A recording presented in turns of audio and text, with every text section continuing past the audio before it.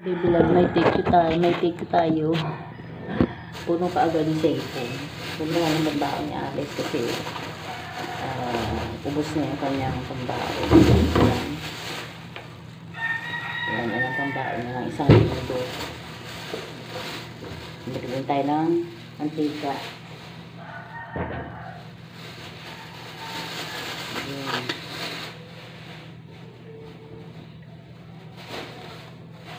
Tapos, ito, request na Alex din to. Pabili siya ng isaw. Tatry natin linisan. Hindi ako marunong nito eh. Kasi nakakaya naman teta din. Siya nga magugulo kasi siya pa magulinis. Linisan na natin. Yung mga pinagbibigay ko kay Alex, ito yung request niya. Kusino, nuggets, tsaka ito mga frozen na gusto natin niya.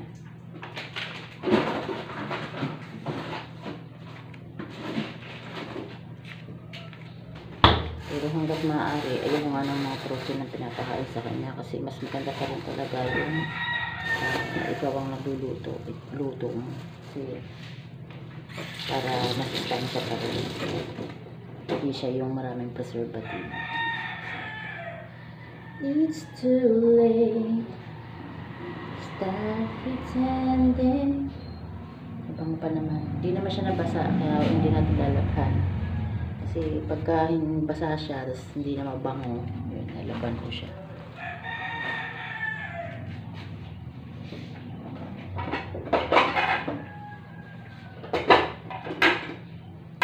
Hindi sila naghugas sa gabi kaya ako pa rin ang naghugas.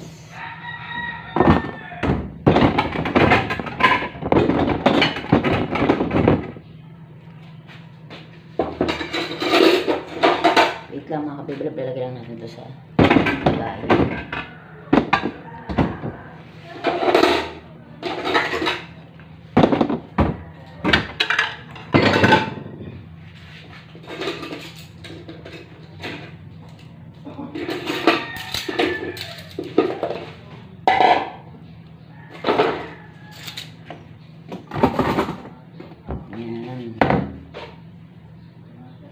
Pasensya na po kayo ng content namin sa araw-araw dito lang sa loob ng bahay. Subscribe nyo naman ako, saka suportahan nyo naman ang single na katulad ko na ito yung buhay namin araw-araw ganito. Salamat sa mga mag-subscribe, thank you, saka sa mga nanonood dito sa inyo. Ito yung realidad ng buhay namin at ng bilang single mom. Ito yung mga obligasyon natin sa buhay. Ayan.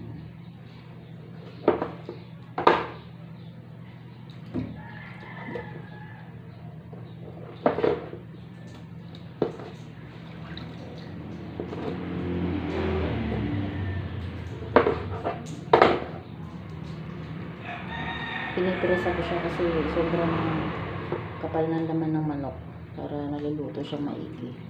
Saka natin imamarinate.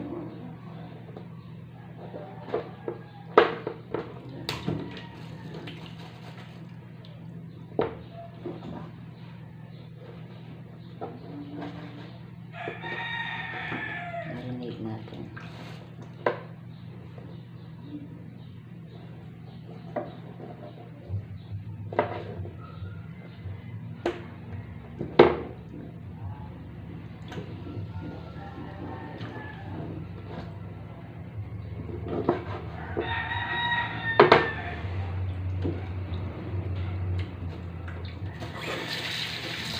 Mahal ng bilihin ngayon mga kabibilab, wala na mura ngayon. Kaya sa mga tatay dyan na intindihin niyo yung budget sa mga misis ninyo kasi talagang pakamahal na ng mga bilihin ngayon. Wala na mura ngayon sa palengke, talagang kahit tuyo ang mga mister, talaga nga namang mahal po ang bilihin ngayon. Kaya huwag po kayong mag-ano sa mga misis ninyo na bakit ganito ganyan. Kasi po, bilang babae, siyempre, mga nasaktan din kami, masama rin sa loob namin yung pinag-ahanapan kami kasi yung totoo, talagang pinagkakasya namin yung budget. Ayun, sa mga mister po dyan, kayo magagalit sa amin kasi nagbabudget din kami. Pero ang hirap po mag-budget kasi ang mahal po ng bilihin na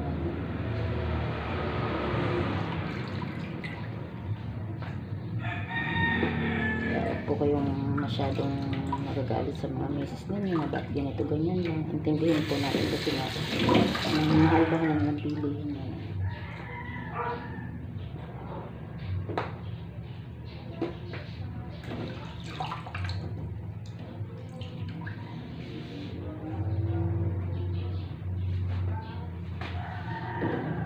Daragdag tayo ng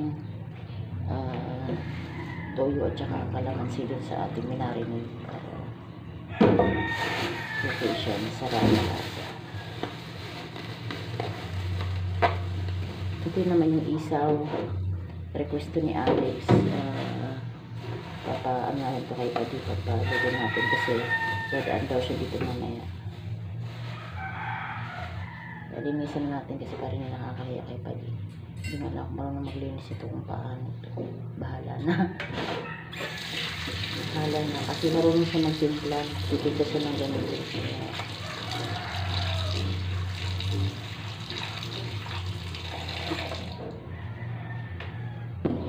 Marami na natin ang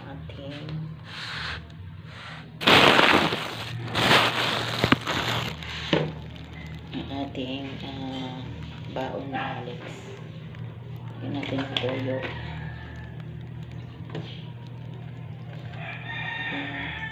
Tapos magic sarap.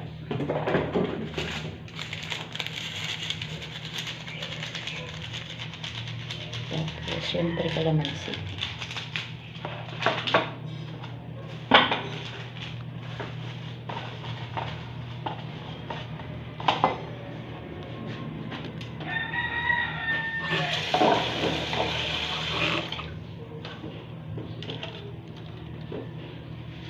Ibasan natin yung kalamansi kasi kakunti lang naman para malasa siya kaysa masira.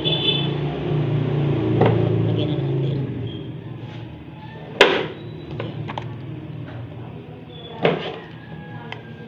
Binaba ko si Chiki kasi para masana siya dito sa masana siya dito sa baba. Kaya binaba ko muna. Mamaya natin i-aakyat pagka-aakyat naman tayo. Kasi naawa ako na nakakulong lang eh.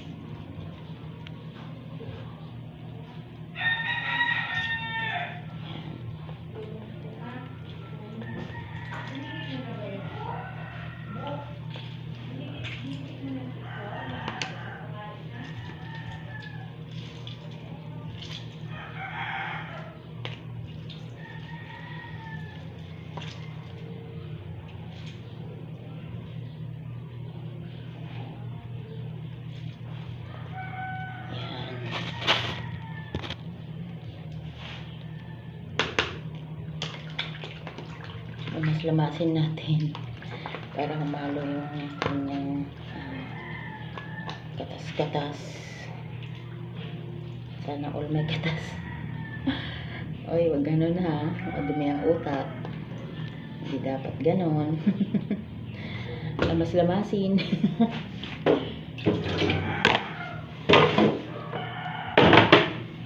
Kalat tuloy tayo.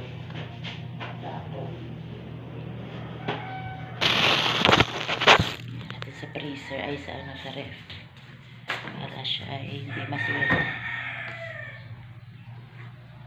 Yan.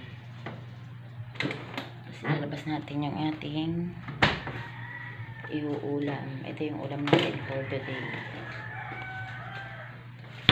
Yan. Yung binili natin ng isang araw.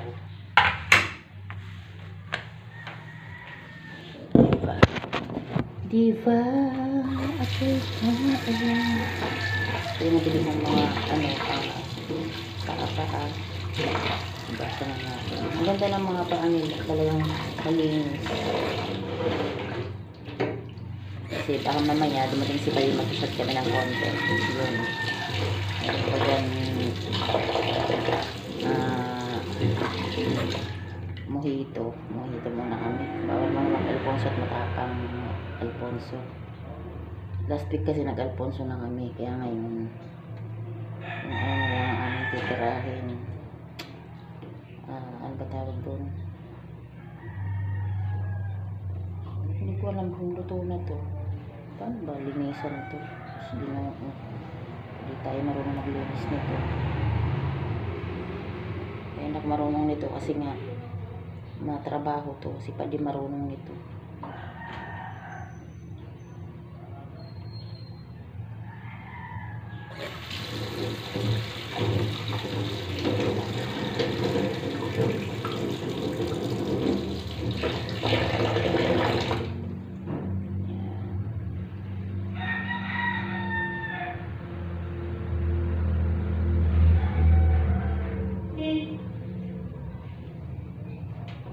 Kailangan pala itong lamas-lamasin. Hindi ang Diyos ko.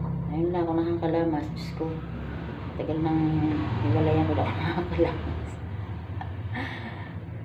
Ulit eh.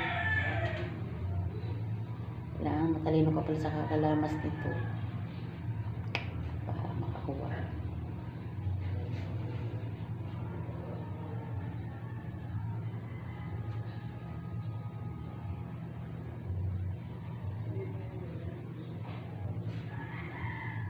Ang marunong nito. Mahirap pa itong linisan talaga. First time ko itong maglinis nito. Hindi ako marunong kasi. Diba? Naputol-putol na.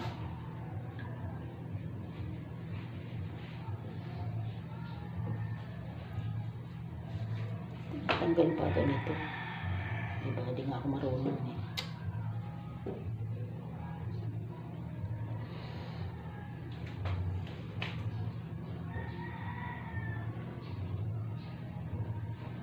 Putol na.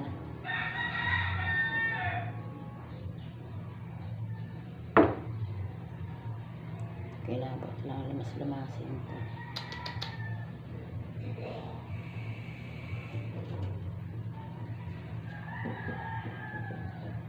Marunong. Hindi tagal na tinggal.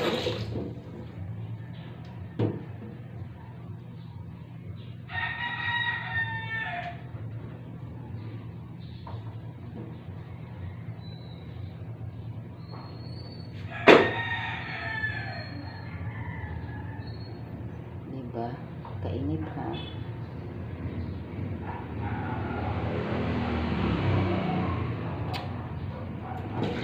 Ay, nakamaya na nga.